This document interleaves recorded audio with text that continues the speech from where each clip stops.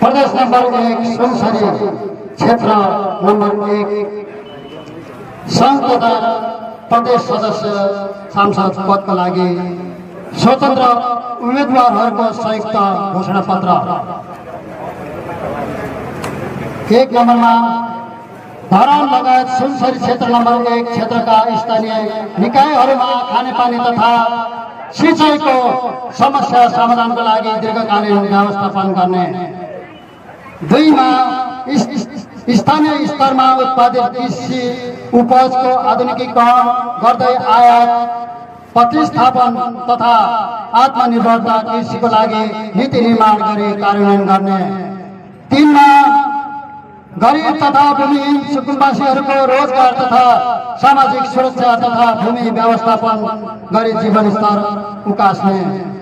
4 मा पूर्वाधार विकासको निर्माण कार्यमा जनश्रमदान र जनतालाई विकाससँग जोड्ने अवधारणालाई लागू गर्न शैक्षिक पाठ्यक्रममा समावेशको लागि आवश्यक नीति नियम बनाउने।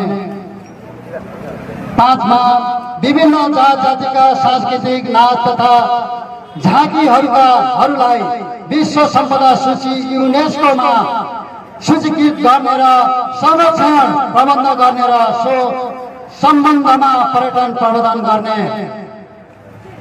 6 महिला बालबालिका ज्येष्ठ नागरिक तथा निम्न क्षमता भएका व्यक्तिहरूका लागि भएका ऐन तथा कानुनमा भएका त्रुटिहरू सच्याउँदै विशेष उद्धार तथा संरक्षणको व्यवस्थापन गर्ने।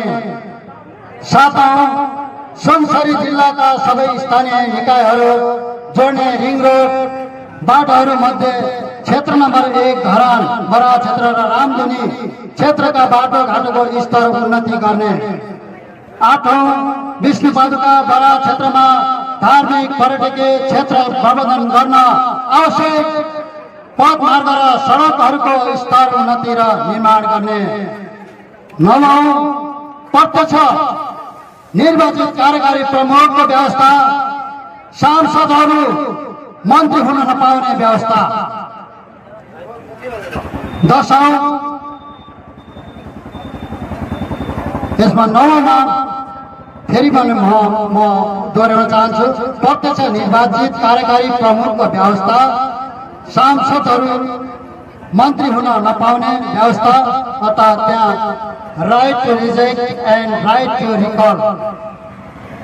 10 मा राष्ट्रिय स्तरको गम्भीर मुद्दाहरूमा विज्ञ र नागरिकहरूसँग परामर्श गरी नागरिकको चाहना बमोजिम धारणा बनाएर सदनसम्म जनभावना पुर्याउने।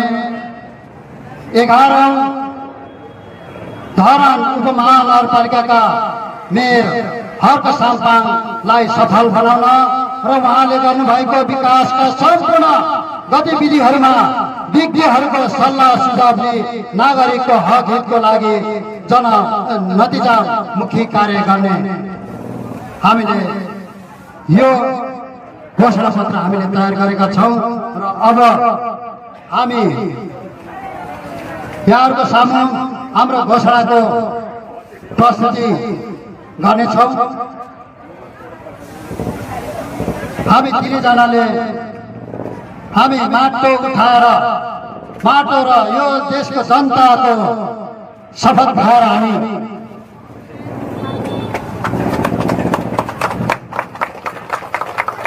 यो देशको माटो र जनताको शपथ भएर भन्दछु, म भ्रष्टाचार गर्दिन, गर्न पनि दिन्न।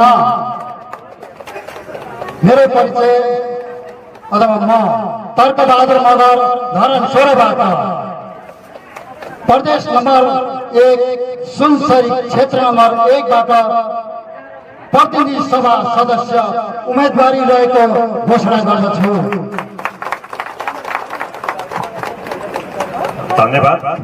म हेम चन्द्र राई धरान 11 प्रदेश सभा सुनसरी जिल्ला 1 खको तर्फबाट म प्रतिज्ञा गर्दछु, म भ्रष्टाचार गर्दिन, जनताको हित चाहना बमोजिम म काम गर्छु र भ्रष्टाचार गर्न दिन्न। धन्यवाद। धन्यवाद।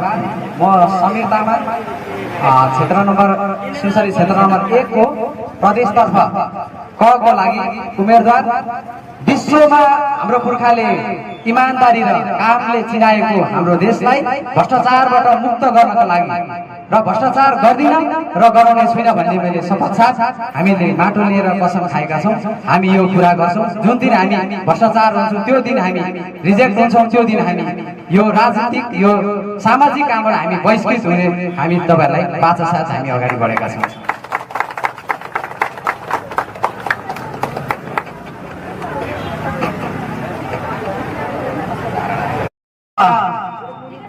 साथीहरूले आफ्नो उम्मेदवारी घोषणा गरिसक्नु भएको छ र उहाँलाई खाता लाएर हाम्रा अग्रजहरूले उहाँलाई सम्बोधन गर्नुहुँदैछ। र यसपालि मङ्सिर 4 गतेको निर्वाचनमा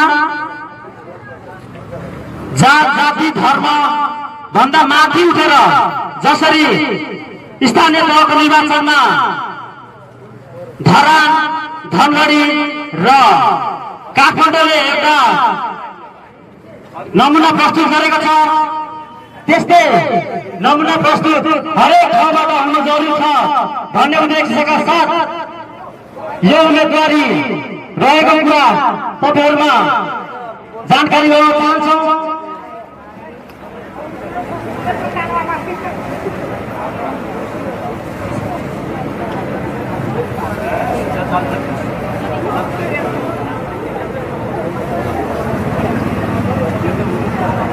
र तीनैजना उम्मेदवारहरूलाई सफलताको शुभकामना पनि दिन चाहन्छौँ। र अब प्रदेश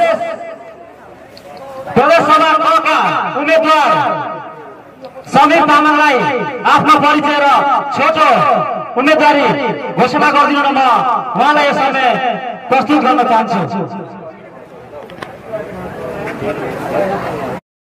हाम्रा मित्र किशनजीलाई र हामी अब एकदमै हाम्रो कार्यक्रम छिटो भन्दा छिटो हामी समापन गर्ने क्रममा छौँ। यो सर्वप्रथम म तपाईहरुलाई के भन्न चाहन्छु भने नि यो नेपालमा नजान्ने मान्छे, बाठो नभएको मान्छे, राजनीति नजान्ने मान्छे भएर चाहिँ यो विकास नभएको होइन क्या यो देशमा। मैले विश्व अध्ययन गरेँ, अनुसन्धान गरेँ, विश्वको देशहरू हेरेँ है।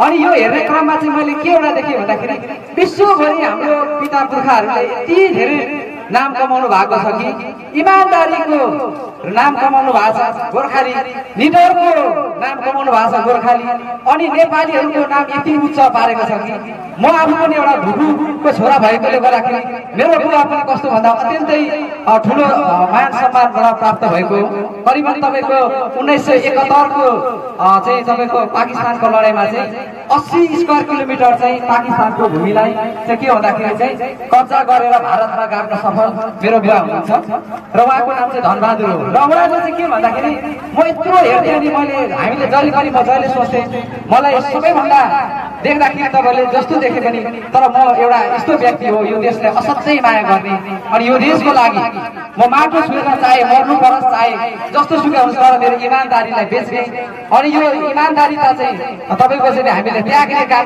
कहिले पनि गर्ने छैन। र अबको राजनीति भनेको चाहिँ नेपालमा सबैभन्दा नपाएको कुरा र नेपालमा नबुझेको कुरा चाहिँ मैले के देखेँ भन्दाखेरि यो के भन्दाखेरि नेपालको राजनीतिक क्षेत्रमा चाहिँ इमानदारीता भन्ने चिज चाहिँ एकदमै जिरो पाइयो क्या। ठुल्ठुलो नेताहरू भनौँदा ठुल्ठुलो पार्टीहरू भनौँदा कस्तो भन्दाखेरि हामीले जङ्गलमा गएर हेरिन्छ ठुलो रुख हुन्छ त्यो भित्र सबै तपाईँको चाहिँ धमिराले खाएर चाहिँ ढोङ्ग्रा पारिदिएको हुन्छ। त्यही चाहिँ ठुलो देखिने तर त्यसलाई चिर्न पर्यो भने एक फिट काठ ननिस्किने त्यस्तो अवस्थामा हाम्रो यो राजनीतिक दलहरू पुगेको कारणले गर्दा पनि एकचोटि यो धरानको पवित्र भूमिबाट एकचोटि हामीले अब यस्तो इतिहास बनाउँदैछौँ कि अब हामी भ्रष्टाचार गर्दैनौँ, भ्रष्टाचार गर्न दिँदैनौँ र भ्रष्टाचार हामीले यदि त्यस्तो गरेछौँ भने हामी हामीलाई रिजेक्ट गरेर हामी यो राजनीतिकबाट सामाजिक कामबाट हामी बहिष्कृत हुनेछौँ भनेर हामीले शपथ खाएर हामी अगाडि बढ्नुपर्छ। यानि कि आउने दिनमा हामीले यो धरानबाट चाहिँ नेपालको पहिलो माटो छुएर कसम खाएर भ्रष्टाचार गर्दिनौँ भनेर यो धरती मातालाई हामीले ढोकेर टीका लगाएर हामीले अगाडि बढेका छौँ। यस कारणले गर्दा म के भन्छु भने यो माटोलाई यति महत्त्व दिनुपर्छ, यति चिनाउनुपर्छ।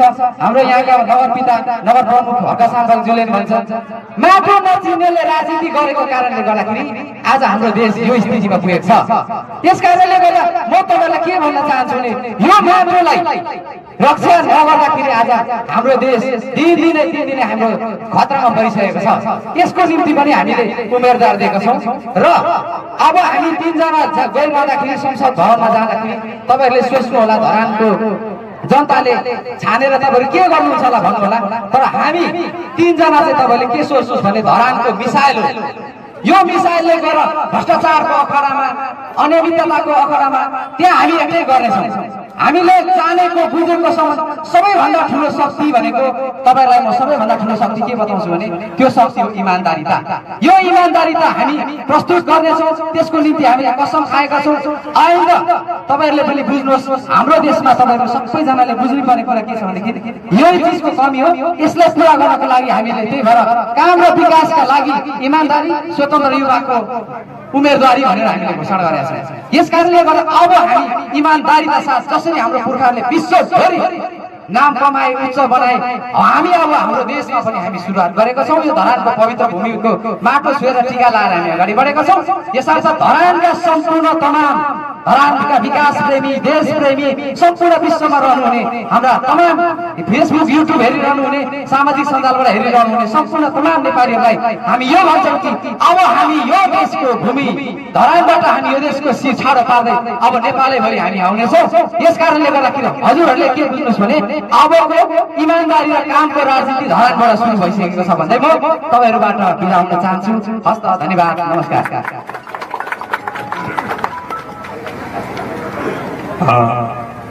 काम र विकासका लागि इमानदारी, स्वतन्त्र युवाको उम्मेदवारी भन्ने यो स्लोगनका साथ यो स्वतन्त्र उम्मेदवार घोषणा कार्यक्रम सुनसरी जिल्ला प्रतिनिधि सभा र प्रदेश सभा परखबाट अहिले हामी छौँ र यस कार्यक्रमका सभाध्यक्षज्यू, स्वतन्त्र नागरिक समाजका अध्यक्ष तर्क लिम्बुज्यू, त्यस्तै गरी सचेत धरानी समूहका प्रवक्ता राम लिम्बुज्यू, त्यस्तै गरी हाम्रा समाजसेवी आदरणीय व्यक्तित्व जो बरा क्षेत्र नगरपालिकाबाट आउनु भएको छ,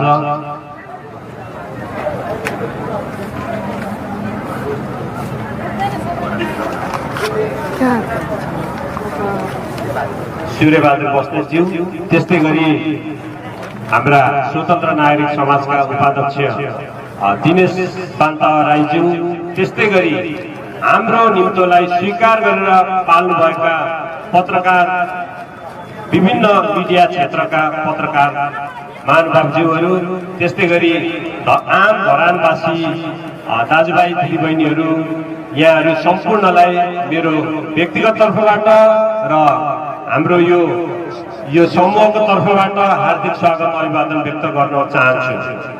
र अब धेरै कुरा त यहाँ प्रतिबद्धता पत्रमा आइसकेको छ।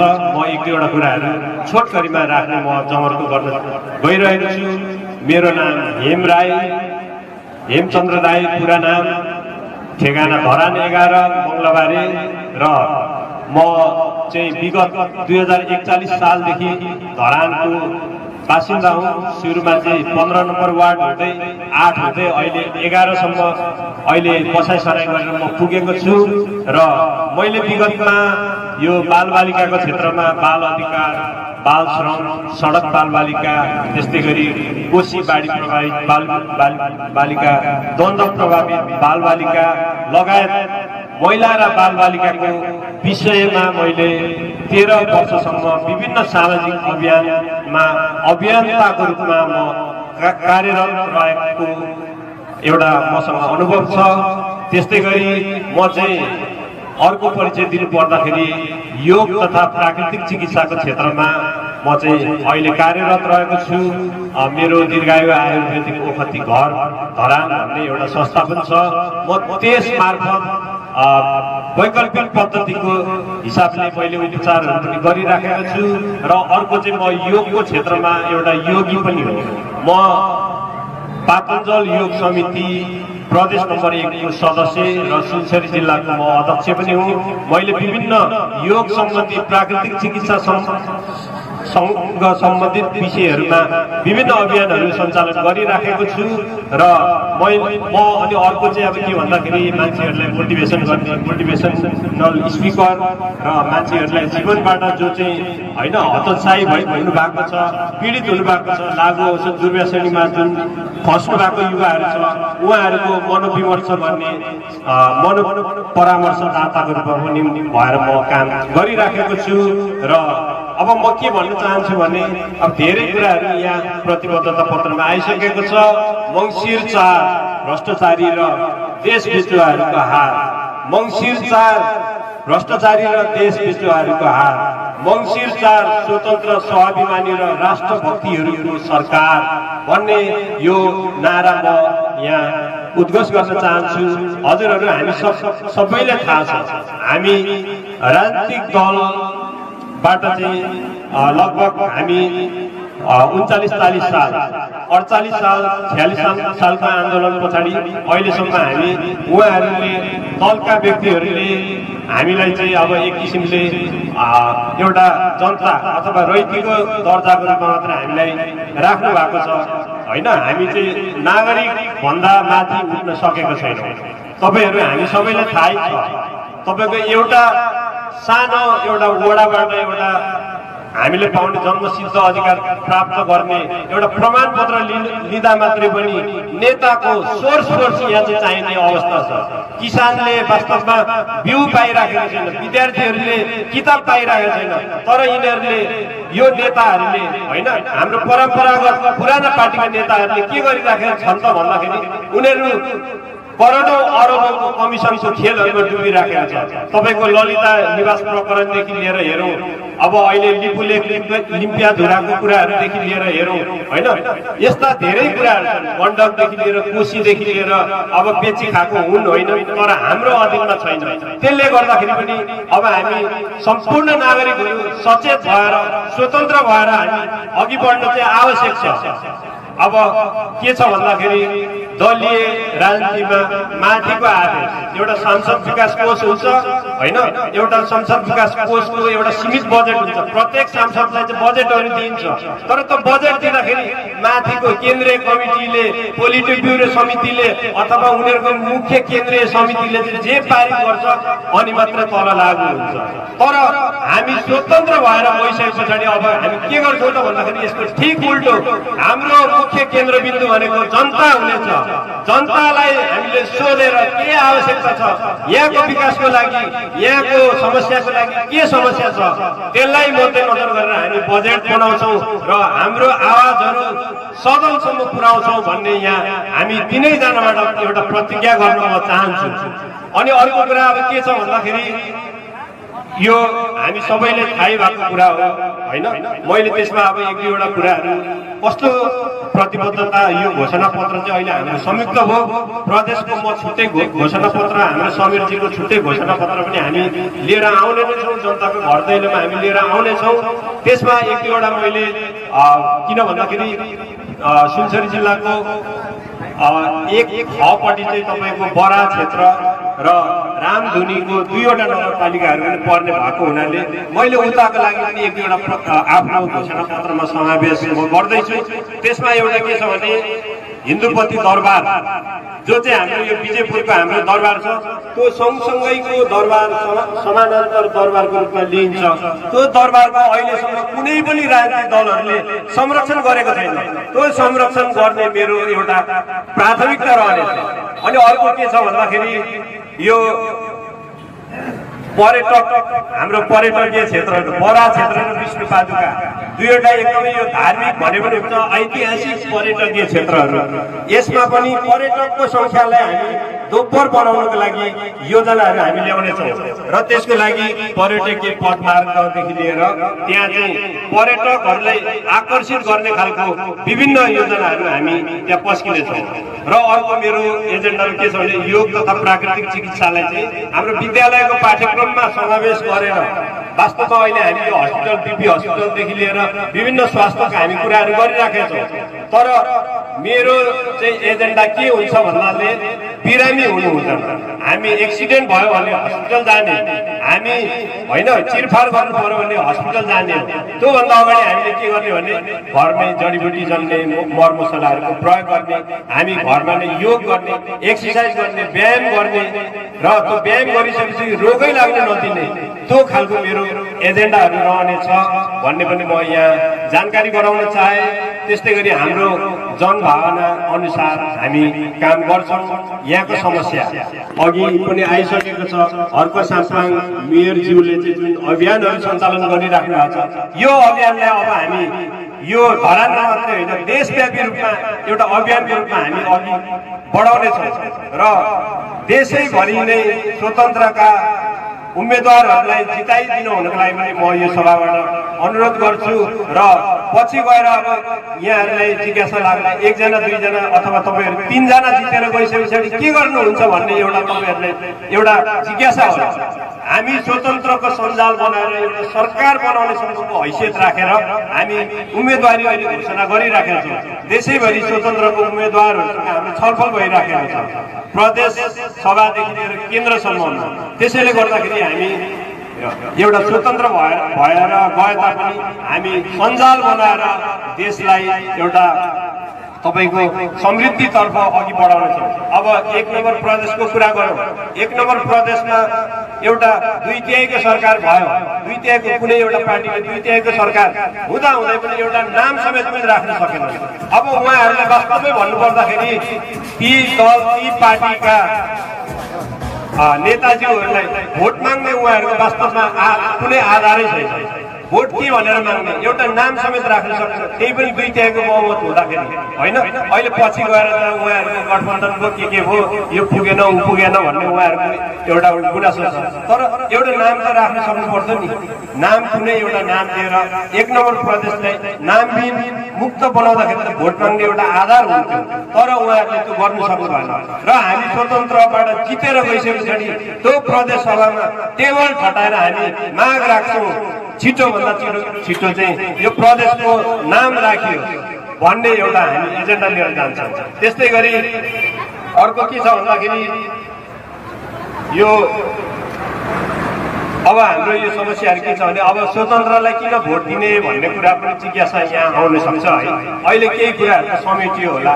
म सर र एक दुईवटा मैले यहाँ तयारी गरेको छु, म वाचन गर्छु र आफै पनि भन्ने म प्रयास गरिरहेको छु। उही दल उही मान्छेले बिना गरी स्वतन्त्रलाई चुन्न बाहरू, अब यहाँ बाहरू भनेर यो एकदमै चर्चित छ, फेमस छ।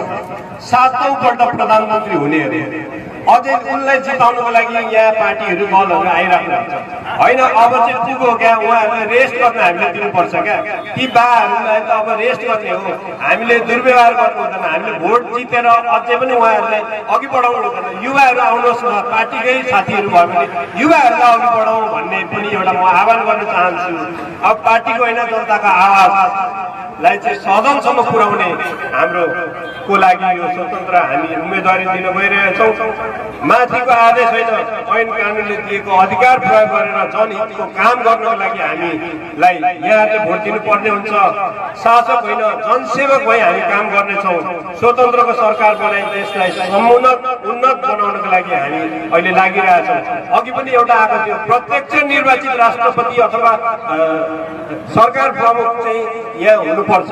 त्यसले गर्दाखेरि त्यसको लागि पनि हामी जोरदार आवाज उठाउँछौँ। राइट टु रिकल होइन, कुनै प्रतिनिधिले गयो भ्रष्टाचार गर्यो अथवा अनाचार गर्यो दुराचार गर्यो उसलाई फिर्ता गर्ने खालको एजेन्डा पनि चाहिन्छ। त्यस्तो खालको संविधान बनाउनु पर्ने हुन्छ। Right to reject. अब अहिले हेर्नुहोस् जेलमा छ कतिजना अपराधी भनेर घोषणा त हुनु बाँकी होला, त्यही पनि पनि ऊ जेलमा छ, अनुसन्धान भइरहेछ। उनीहरू चाहिँ जेलभित्रै बसिकिन के भयो सांसद पदको लागि पार्टीहरूले घोषणा गरे। यो के हो? यो के हो? यहाँहरू आफै भन्नुहोस् दाजुभाइ दिदीबहिनीहरू। अब अपराधीहरू भ्रष्टाचारीहरू जेलभित्र हुन्छ, उनीहरू चाहिँ होइन सांसदको रूपमा सिफारिस हुन्छ। त्यसले गर्दाखेरि यो कुरा पनि यहाँले बुझिदिनु होला। अनि अब अर्को छ पार्टीको होइन जनताको आवाजलाई चाहिँ सदनसम्म पुर्याउनको लागि पनि हामी उम्मेदवारी दिइरहेछौँ। मैले अघि पनि भने किसानले मल पाइराखेका छैन, विद्यार्थीले पुस्तक पाइरहेको छैन, तर नेताहरू भ्रष्टाचारको नाममा कमिसन खानको लागि चाहिँ उनीहरू भागवण्डा गरिराखेका छन्। अनि अर्को अन्तिममा एउटा कुरा म के भन्न चाहेँ भने यो यस्तै यो विकृति होइन विसङ्गति जुन हाम्रो राजनीतिमा देखिएको छ, यिनीहरूलाई हटाउनको लागि पनि कृपया यहाँहरूले एकचोटि स्वतन्त्रलाई जिताएर हामीलाई पठाउनु होला र हामी कस्तो काम गर्छौँ।